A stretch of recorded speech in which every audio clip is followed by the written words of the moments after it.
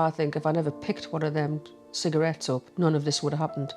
I could have said, no, this is where it leads, cancer.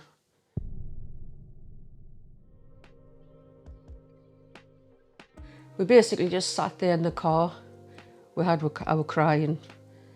We knew we had to stop the crying because we didn't want to face my little girl in a state when we got home.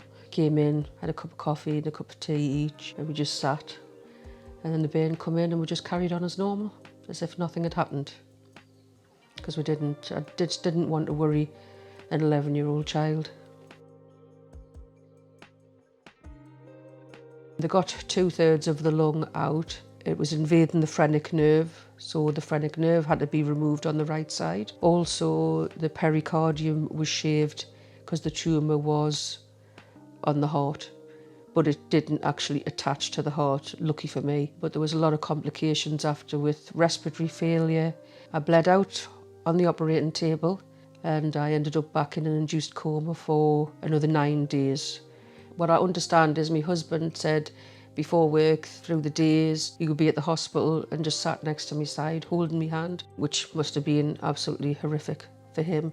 My son, my husband, said that they used to sit next to the phone, and they said that it felt like all that time was more like sitting there for months. They said that was always how scared they were. They didn't think I was going to wake up.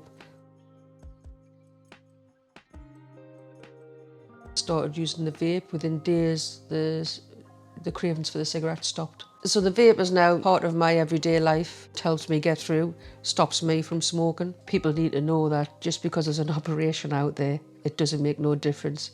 You're left with unchangeable life. It's not the same anymore.